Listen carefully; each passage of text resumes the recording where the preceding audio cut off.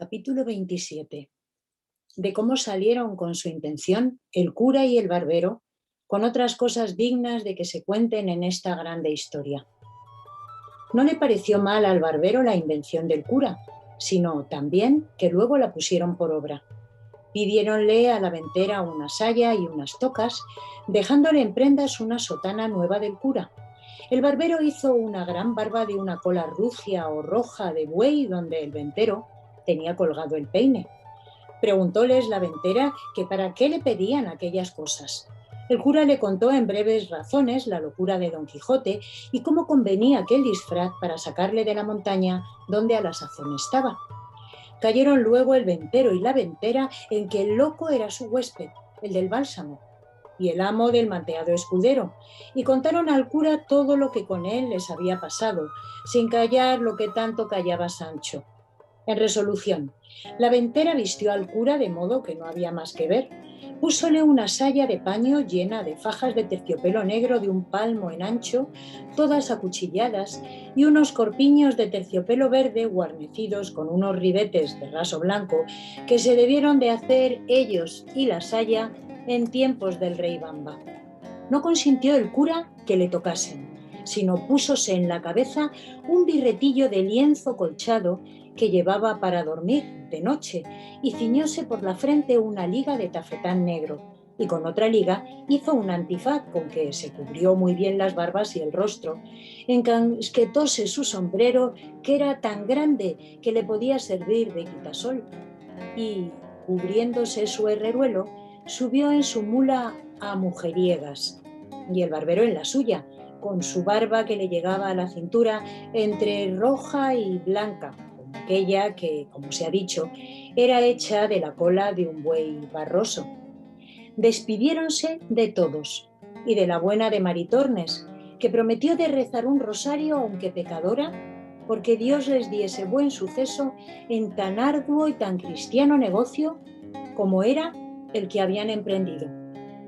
Mas apenas hubo salido de la venta cuando le vino al cura un pensamiento, que hacía mal en haberse puesto de aquella manera, por ser cosa indecente que un sacerdote se pusiese así, aunque le fuese mucho en ello, y, diciéndoselo al barbero, le rogó que trocasen trajes, pues era más justo que él fuese la doncella menesterosa y que él haría el escudero, y que así se profanaba menos su dignidad, y que si no lo quería hacer, determinaba de no pasar adelante aunque a Don Quijote se le llevase el diablo. En esto llegó Sancho, y de ver a los dos en aquel traje no pudo tener la risa. En efecto, el barbero vino en todo aquello que el cura quiso, y trocando la invención, el cura le fue informando el modo que había de tener y las palabras que había de decir a Don Quijote para moverle y forzarle a que con él viniese, y dejase la querencia del lugar que había escogido para su vana penitencia. El barbero respondió que, sin que le diese lección, él lo pondría bien en su sitio. No quiso vestirse por entonces hasta que estuviesen junto de Don Quijote estaba, y así dobló sus vestidos y el cura acomodó su barba y siguieron su camino guiándolos Sancho Panza, el cual les fue contando lo que le aconteció con el loco que hallaron en la sierra, encubriendo empero el hallazgo de la maleta y de cuanto en ella venía. ¡Qué maguer, qué tonto! Era un poco codicioso el mancebo. Otro día llegaron al lugar donde Sancho había dejado puestas las señales de las ramas para acertar el lugar donde había dejado a su señor, y en reconociéndole les dijo cómo aquella era la entrada y que bien se podían vestir si era que aquello hacía al caso para la libertad de su señor, porque ellos le habían dicho antes que el ir de aquella suerte y vestirse de aquel modo era toda la importancia para sacar a su amo de aquella mala vida que había escogido, y que le encargaban mucho que no dijese a su amo quiénes ellos eran, ni que los conocía, y que si le preguntase, como lo había de preguntar, si dio la carta a Dulcinea, dijese que sí, y que por no saber leer, le había respondido de palabra diciéndole que le mandaba, so pena de su desgracia, que luego al momento se viniese a ver con ella, que era cosa que le importaba mucho, porque con esto y con lo que ellos pensaban decirle, tenían por cosa cierta reducirle a mejor vida y hacer con él que luego se pusiese en camino para ir a ser emperador o monarca, que en lo de ser arzobispo no había de qué temer. Todo lo escuchó Sancho y lo tomó muy bien en la memoria y les agradeció mucho la intención que tenían de aconsejar a su señor fuese emperador y no arzobispo, porque él tenía para sí que para hacer mercedes a sus escuderos más podían los emperadores que los arzobispos andantes. También les dijo que sería bien que él fuese delante a buscarle y darle la respuesta de su señora, que ya sería ella bastante a sacarle de aquel lugar sin que ellos se pusiesen en tanto trabajo. Parecióles bien lo que Sancho Panza decía, y así determinaron de aguardarle hasta que volviese con las nuevas del hallazgo de su amo. Entróse Sancho por aquellas quebradas de la sierra, dejando a los dos en una por donde corría un pequeño y manso arroyo, a quien hacían sombra agradable y fresca otras peñas y algunos árboles que por allí estaban. El calor y el día que allí llegaron era de los del mes de agosto, que por aquellas partes suele ser el ardor muy grande. La hora, las 3 de la tarde, todo lo cual hacía el sitio más agradable, y que convidase a que en él esperasen a la vuelta de Sancho como lo hicieron. Estando pues los dos allí, sosegados y a la sombra, llegó a sus oídos una voz que sin acompañar la son de algún otro instrumento, dulce y regaladamente sonaba, que de no poco se admiraron, por parecerles que aquel no era lugar donde pudiese haber quien tan bien cantase. Porque aunque suele decirse que por las selvas y campos se hallen pastores de voces extremadas, son más encarecimientos de poetas que verdades. Y más, cuando advirtieron que lo que oían cantar eran versos, no de rústicos ganaderos, sino de discretos cortesanos. Y confirmó esta verdad haber sido los versos que oyeron estos. ¿Quién menoscaba mis bienes, desdenes? ¿Y quién aumenta mis duelos, los celos? ¿Y quién prueba mi paciencia, ausencia? De ese modo en mi dolencia ningún remedio se alcanza, pues me matan la esperanza, desdenes, celos y ausencia. ¿Quién me causa este dolor? Amor. ¿Y quién mi gloria repugna? Fortuna. ¿Y quién consiente en mi duelo? El cielo. De ese modo yo recelo morir de este mal extraño, pues se aumentan en mi daño amor, fortuna y el cielo. ¿Quién mejorará mi suerte? La muerte. Y el bien de amor, ¿quién le alcanza? Mudanza. Y sus males, ¿quién los cura? Locura. De ese modo no es cordura querer curar la pasión, cuando los remedios son muerte, mudanza y locura. La hora, el tiempo, la soledad, la voz y la destreza del que cantaba causó admiración y contento en los dos oyentes, los cuales se estuvieron quedos, esperando si otra alguna cosa oían. Pero viendo que duraba algún tanto el silencio, determinaron de salir a buscar el músico que con tan buena voz cantaba, y queriéndolo poner en efecto, hizo la mesma voz que no se moviesen, la cual llegó de nuevo a sus oídos, cantando este soneto. Santa amistad que con ligeras alas, tu apariencia quedándose en el suelo, entre benditas almas en el cielo, subiste alegre a las empíreas alas. Desde allá, cuando quieres, nos señalas la justa paz cubierta con un velo, por quien a veces se trasluce el celo de buenas obras que a la fin son malas. Deja el cielo, oh amistad, o no permitas que el engaño se vista tu librea, con que destruye a la intención sincera. Que si tus apariencias no le quitas, presto ha de verse el mundo en la pelea de la discorde confusión primera. El canto se acabó con un profundo suspiro, y los dos, con atención, volvieron a esperar si más se cantaba. Pero viendo que la música se había vuelto en sollozos y en lastimeros ayes, acordaron de saber quién era el triste, tan extremado en la voz como doloroso en los gemidos. Y no anduvieron mucho cuando, al volver de una punta de una peña, vieron a un hombre del mismo talle y figura que Sancho Panza les había pintado cuando les contó el cuento de Cardenio. El cual hombre, cuando los vio, sin sobresaltarse, estuvo quedo, con la cabeza inclinada sobre el pecho, a guisa de hombre pensativo, sin alzar los ojos a mirarlos más de la vez primera, cuando de improviso llegaron.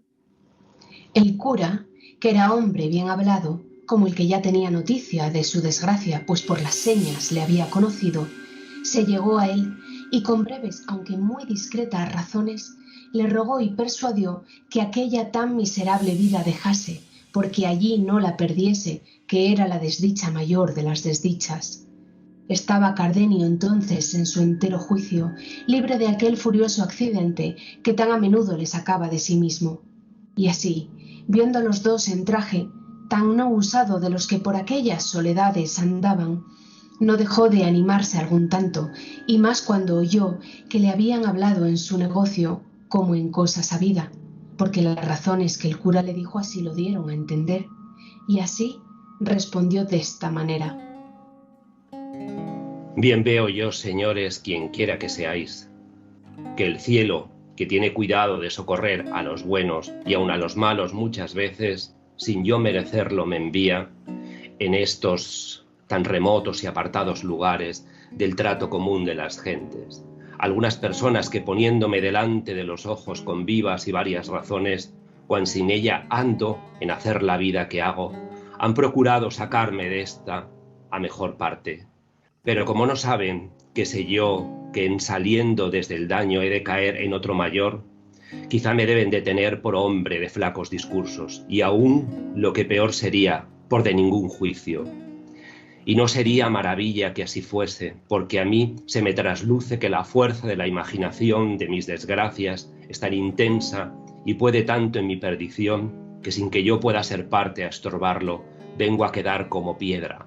Falto de todo buen sentido y conocimiento, y vengo a caer en la cuenta de esta verdad cuando algunos me dicen y muestran señales de las cosas que he hecho, en tanto en que aquel terrible accidente me señorea, y no sé más que dolerme en vano y maldecir sin provecho mi ventura, y dar por disculpa de mis locuras el decir la causa de ellas a cuantos oírla quieren, porque viendo los cuerdos cuál es la causa, no se maravillarán de los efectos. Y si no me dieren remedio, a lo menos no me darán culpa, convirtiéndoseles el enojo de mi desenvoltura en lástima de mis desgracias.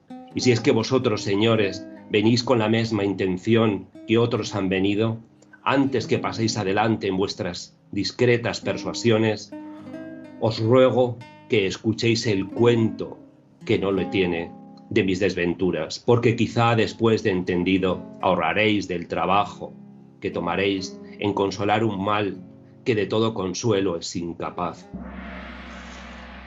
Los dos, que no deseaban otra cosa que saber de su misma boca la causa de su daño, le rogaron se la contase, ofreciéndole de no hacer otra cosa de la que él quisiese en su remedio o consuelo.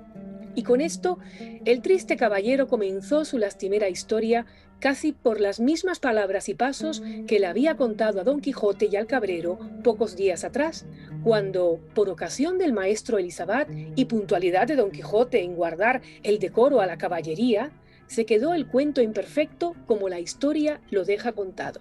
Pero ahora quiso la buena suerte que se detuvo el accidente de la locura y le dio lugar de contarlo hasta el fin. Y así, llegando al paso del billete que había hallado don Fernando entre el libro de Amadís de Gaula, dijo Cardenio que le tenía bien en la memoria y que decía de esta manera. Luscinda a Cardenio. Cada día descubro en vos valores que me obligan y fuerzan a que más os estime. Y así, si quisiéredes sacarme de esta deuda sin ejecutarme en la honra, lo podréis muy bien hacer. Padre tengo que os conoce y que me quiere bien, el cual, sin forzar mi voluntad, cumplirá la que será justo que vos tengáis. si es que me estimáis como decís y como yo creo.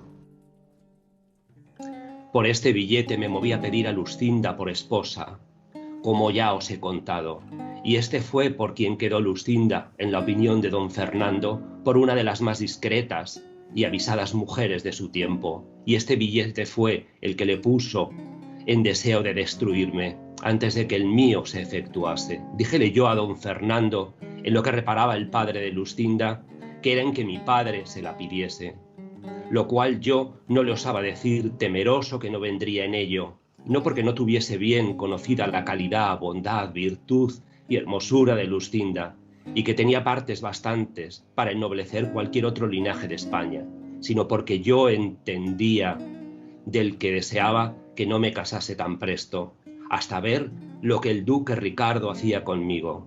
En resolución le dije que no me aventuraba a decírselo a mi padre, así por aquel inconveniente como por otros muchos que me acordaban, sin saber cuáles eran, sino que me parecía que lo que yo deseaba jamás había de tener efecto. A todo esto me respondió don Fernando que él se encargaba de hablar a mi padre y hacer con él que hablase al de Luscinda. Oh, Mario ambicioso. Oh, Catilina cruel. Oh, Sila fascineroso. Oh, Galalón embustero. Oh, Bellido traidor. Oh, Julián vengativo. Oh, Judas codicioso. Traidor, cruel, vengativo y embustero. ¿Qué de servicios te había hecho este triste que con tanta llaneza te descubrió los secretos y contentos de su corazón? ¿Qué ofensa te hice? ¿Qué palabras te dije o qué consejos te di que no fuesen todos encaminados a acrecentar tu honra y tu provecho? ¿Mas de qué me quejo, desventurado de mí? Pues es cosa cierta que cuando traen las desgracias, la corriente de las estrellas, como vienen de alto abajo, despeñándose con furor y con violencia, no hay fuerza en la tierra que las detenga, ni industria humana que prevenirlas pueda. ¿Quién pudiera imaginar que don Fernando, caballero ilustre, discreto, obligado de mis servicios, poderoso para alcanzar lo que el deseo amoroso le pidiese donde quiera que lo ocupase, se había de encontrar, como suele decirse, en tomarme a mí una sola oveja que aún no poseía? Pero quédense estas consideraciones aparte, como inútiles y sin provecho, y añudemos el roto hilo de mi desdichada historia. Digo pues que pareciéndole a don Fernando que mi presencia le era inconveniente para poner en ejecución su falso y mal pensamiento, determinó de enviarme a su hermano mayor, con ocasión de pedirle unos dineros para pagar 6 caballos que de industria, y solo para este efecto de que me ausentase, para poder mejor salir con su daño intento, el mismo día que se ofreció a hablar a mi padre los compró, y quiso que yo viniese por el dinero. ¿Pude yo prevenir esta traición? ¿Pude por ventura caer en imaginarla? No, por cierto. Antes con grandísimo gusto me ofrecí a partir luego contento de la buena compra hecha. Aquella noche hablé con Luscinda y le dije lo que con don Fernando quedaba concertado, y que tuviese firme esperanza de que tendrían efecto nuestros buenos y justos deseos. Ella me dijo, tan segura como yo de la traición de don Fernando, que procurase volver presto, porque creía que no tardaría más la conclusión de nuestras voluntades que tardase mi padre de hablar al suyo. No sé qué se fue, que en acabando de decirme esto se le llenaron los ojos de lágrimas y un nudo se le atravesó en la garganta, que no le dejaba hablar palabra de otras muchas que me pareció que procuraba decirme. Quedé admirado de este nuevo accidente. Hasta allí jamás en ella visto, porque siempre nos hablábamos, las veces que la buena fortuna y mi diligencia lo concedía, con todo regocijo y contento, sin mezclar en nuestras pláticas lágrimas, suspiros, celos, sospechas o temores. Todo era engrandecer yo mi ventura por habérmela dado el cielo por señora. Exageraba su belleza, admirábame de su valor y entendimiento. Volvíame ella el recambio, alabando en mí lo que como enamorada le parecía digno de alabanza. Con esto Nos contábamos 100.000 niñerías y acaecimientos de nuestros vecinos y conocidos, y a lo que más extendía mi desenvoltura era tomarle, y casi por fuerza, una de sus bellas y blancas manos y llegarla a mi boca, según daba lugar la estreza de una baja reja que nos dividía. Pero la noche que precedió al triste día de mi partida, ella lloró, gimió y suspiró, y se fue, y me dejó lleno de confusión y sobresalto, espantado de haber visto tan nuevas y tan tristes muestras de dolor y sentimiento en Lucinda. Pero por no destruir mis esperanzas, todo lo atribuí a la fuerza del amor que me tenía y al dolor que suele causar la ausencia en los que bien se quieren. En fin, yo me partí triste y pensativo, y en el alma de imaginaciones y sospechas, sin saber lo que sospechaba ni imaginaba, claros indicios que me mostraban el triste suceso y desventura que me estaba guardada. Llegué al lugar donde era enviado, di las cartas al hermano de don Fernando. Fui bien recibido, pero no bien despachado, porque me mandó a guardar, bien a mi disgusto, 8 días y en parte donde el duque, su padre, no me viese, porque su hermano le escribía que le enviase cierto dinero sin su sabiduría. Y todo fue invención del falso don Fernando, porque no le faltaban a su hermano dineros para despacharme luego. Orden y mandato fue este que me puso en condición de no obedecerle, no parecerme imposible sustentar tantos días la vida en la ausencia de Lucinda. Y más, habiéndola dejado con la tristeza que os he contado, pero con todo esto obedecí como buen criado, aunque venía que haber de ser a costa de mi salud. Pero a los 4 días que allí llegué, llegó un hombre en mi busca con una carta que me dio, que en el sobrescrito conocí ser de Lucinda, porque la letra de él era suya. Abríla temeroso y con sobresalto, creyendo que cosa grande debería de ser la que le había movido a escribirme estando ausente, pues presente pocas veces lo hacía. Preguntéle al hombre antes de leerla quién se la había dado y el tiempo que había tardado en el camino. Díjome que acaso, pasando por una calle de la ciudad a la hora de mediodía, una señora muy hermosa le llamó desde una ventana con los ojos llenos de lágrimas y que con mucha priesa le dijo: Hermano, si sois cristiano como parecéis, por amor de Dios os ruego que encaminéis luego esta carta al lugar y a la persona que dice el sobrescrito, que todo es bien conocido y en ello haréis un gran servicio a nuestro Señor. Y para que no os falte comodidad de poderlo hacer, tomad lo que va en este pañuelo. Y diciendo esto, me arrojó por la ventana un pañuelo, donde venían atados 100 reales y esta sortija de oro que aquí traigo. Y luego, sin aguardar respuesta mía, se quitó de la ventana. Aunque primero vio cómo yo tomé la carta y el pañuelo, y por señas le dije que haría lo que me mandaba, y así viéndome también pagado del trabajo que podía tomar en traérosla, y conociendo por el sobrescrito que era de vos a quien me enviaba, porque yo, Señor, os conozco muy bien, y obligado asimismo de las lágrimas de aquella hermosa señora, determiné de no fiarme de otra persona, sino venir yo mismo a dárosla. Y en 16 horas, que ha de ser, me dio, he hecho el camino que sabéis que es de 18 leguas.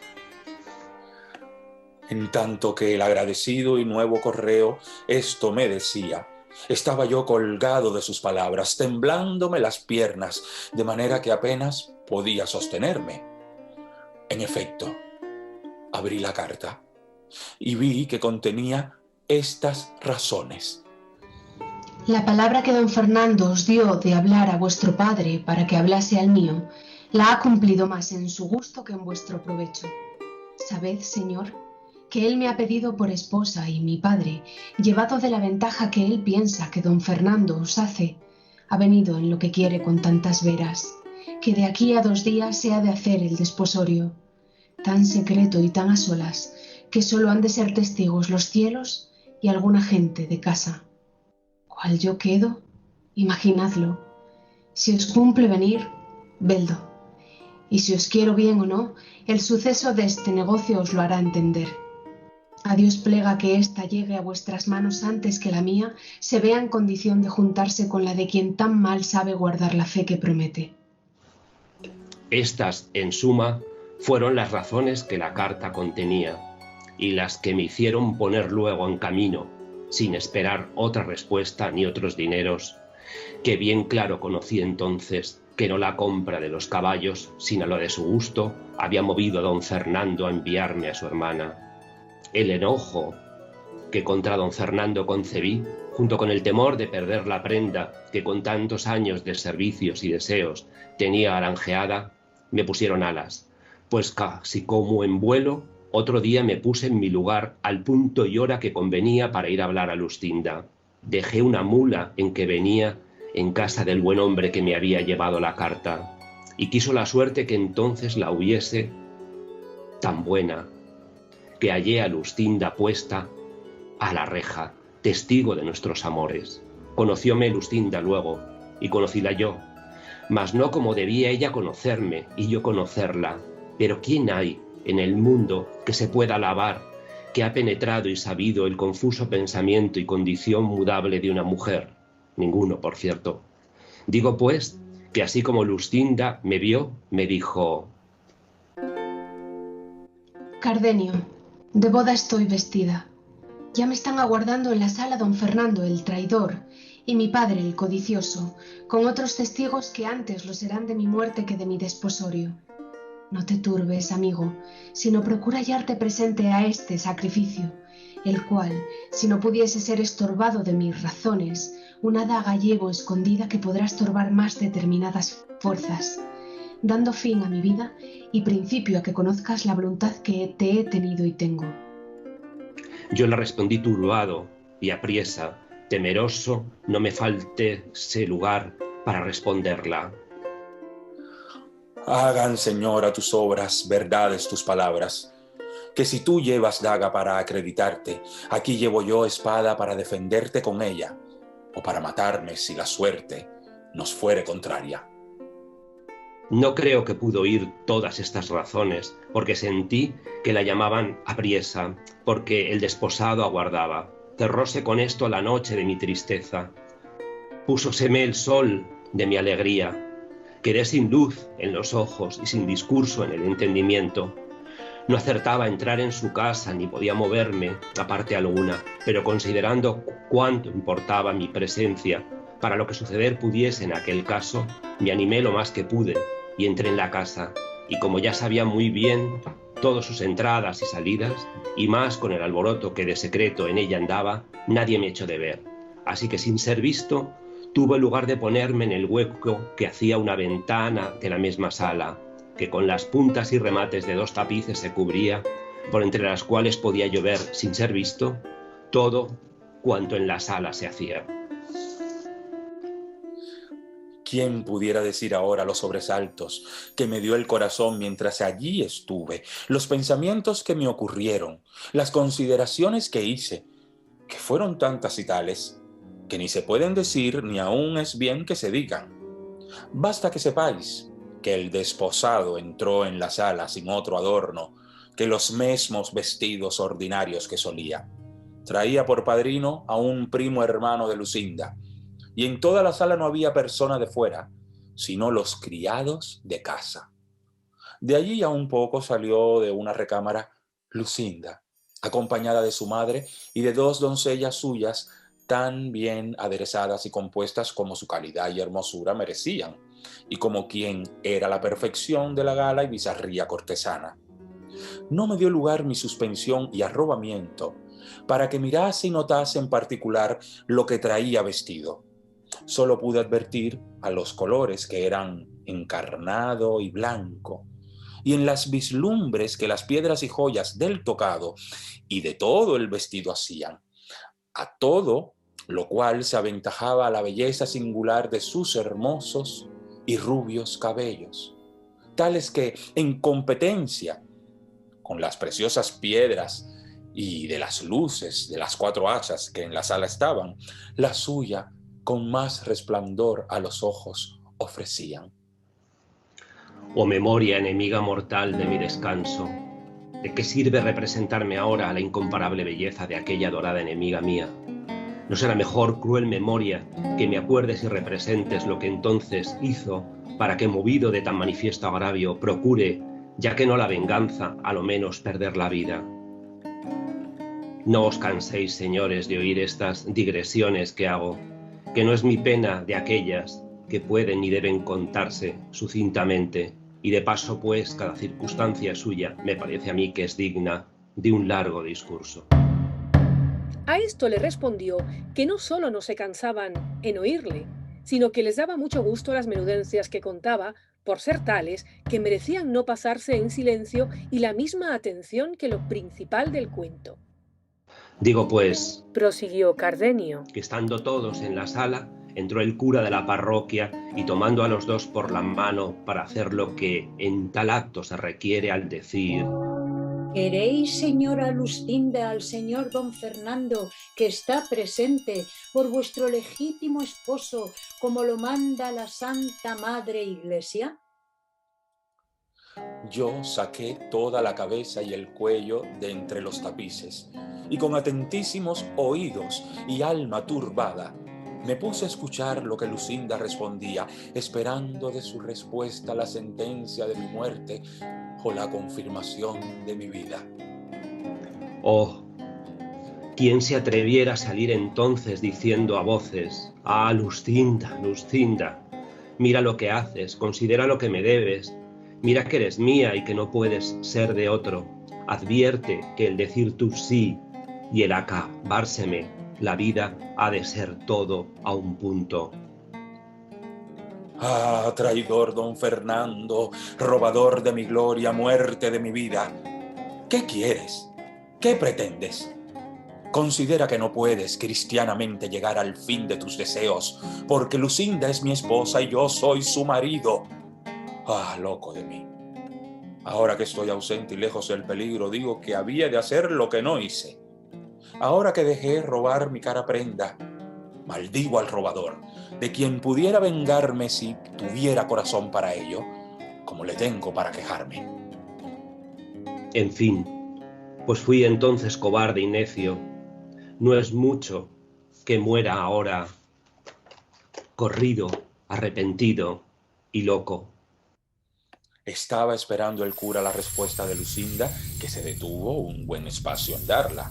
Y cuando yo pensé que sacaba la daga para acreditarse, o desataba la lengua para decir alguna verdad o desengaño que en mi provecho redundase, oigo que dijo con voz desmayada y flaca: Sí, quiero. Y lo mismo dijo don Fernando.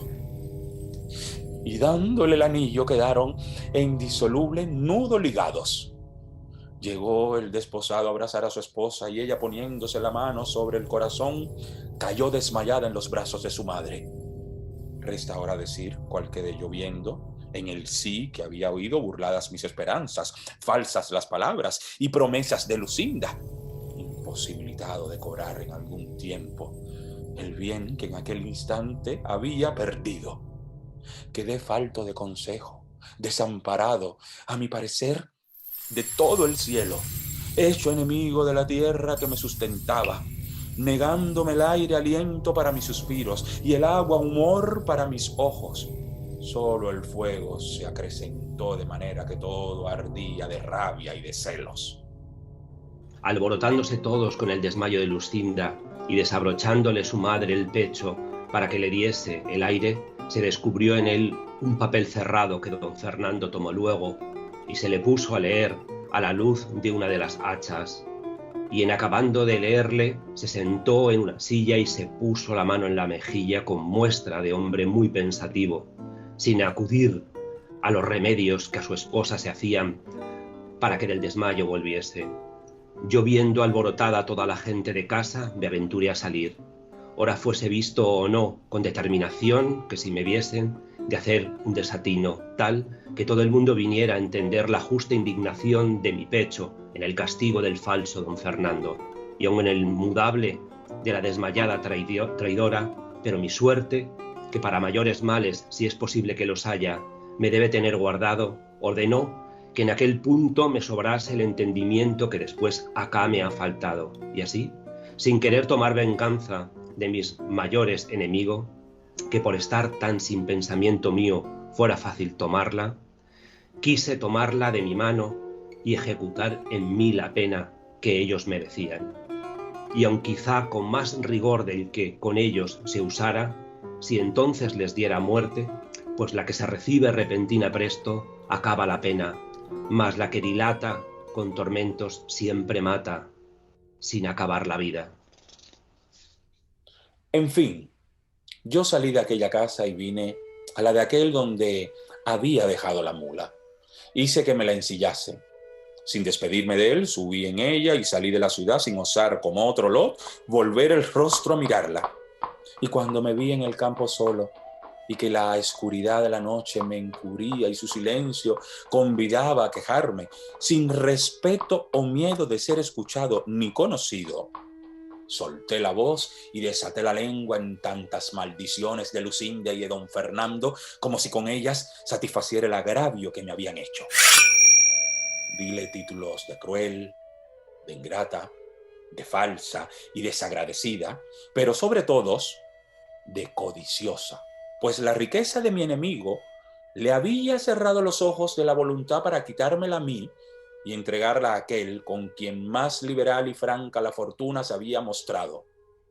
Y en mitad de la fuga de estas maldiciones y vituperios, la disculpaba, diciendo que no era mucho que una doncella recogida en casa de sus padres, hecha y acostumbrada siempre a obedecerlos, hubiese querido condescender con su gusto, pues le daban por esposo a un caballero tan principal, tan rico, tan gentilhombre, que a no querer recibirle, se podía pensar que no tenía juicio o que en otra parte tenía la voluntad, cosa que redundaba tan en perjuicio de su buena opinión y fama.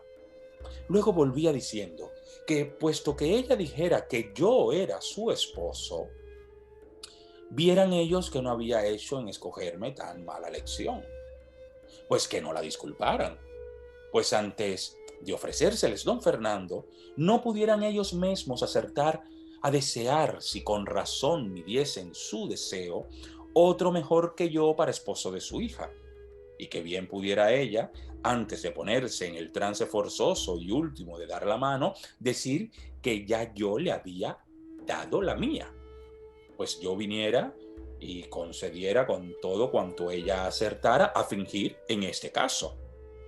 En fin, me resolví que poco amor, poco juicio, mucha ambición y deseos de grandeza hicieron que se olvidase de las palabras con que me había engañado, entretenido y sustentado en mis firmes esperanzas y honestos deseos.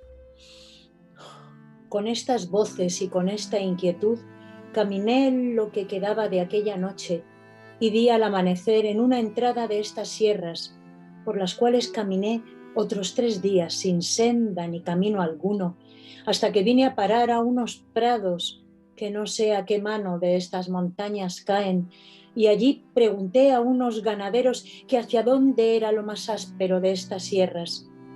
Dijéronme que hacia esta parte. Luego me encaminé a ella, con intención de acabar aquí la vida, y en entrando por estas asperezas del cansancio y de la hambre, se cayó mi mula muerta, o lo que yo más creo, por desechar de sí tan inútil carga como en mí llevaba. Yo quedé a pie rendido de la naturaleza, traspasado de hambre, sin tener ni pensar buscar quien me socorriese. De aquella manera estuve no sé qué tiempo, tendido en el suelo, al cabo del cual me levanté sin hambre y hallé junto a mí a unos cabreros que, sin duda, debieron ser los que mi necesidad me remediaron, porque ellos me dijeron de la manera que me habían hallado, y cómo estaba diciendo tantos disparates y desatinos que daba indicios claros de haber perdido el juicio. Y yo he sentido en mí después acá que no todas veces le tengo cabal, sino tan desmedrado y flaco, que hago mil locuras rasgándome los vestidos, dando voces por estas soledades, maldiciendo mi ventura y repitiendo en vano el nombre amado de mi enemiga.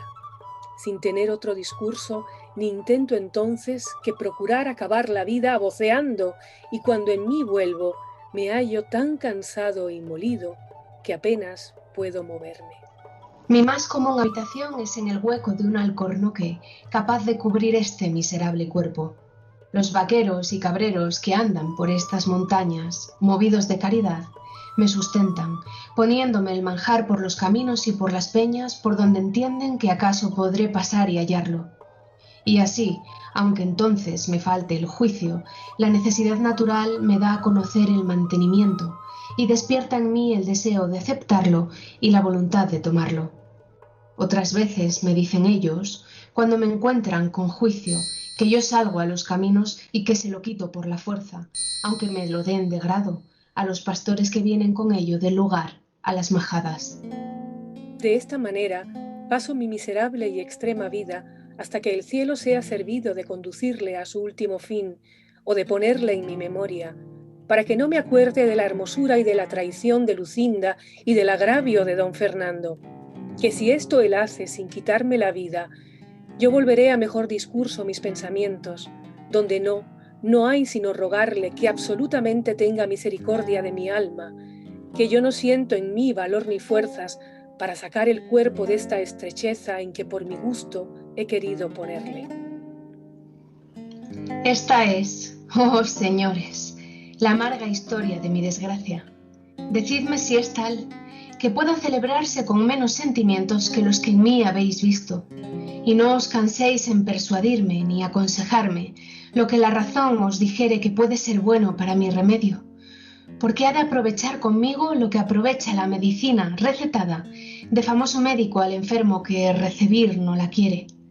Yo no quiero salud sin mi Lucinda, y pues ella gustó de ser ajena, siendo o debiendo ser mía, guste yo de ser la desventura, pudiendo haber sido de la buena dicha. Ella quiso, con su mudanza, hacer estable mi perdición. Yo querré, con procurar perderme, hacer contenta su voluntad, y será ejemplo a los porvenir de que a mí solo faltó lo que a todos los desdichados sobra, a los cuales suele ser consuelo la imposibilidad de tenerle, y en mí es causa de mayores sentimientos y males, porque aún pienso que no se han de acabar con la muerte. Aquí dio fin Cardenio a su larga plática, y tan desdichada como amorosa historia, y al tiempo que el cura se preveía para decirle algunas razones de consuelo, le suspendió una voz que llegó a sus oídos, que en lastimados acentos oyeron que decía lo que se diría en la cuarta parte de esta narración, que en este punto dio final a la tercera, el sabio y atentado historiador Sire Humet Barengeli.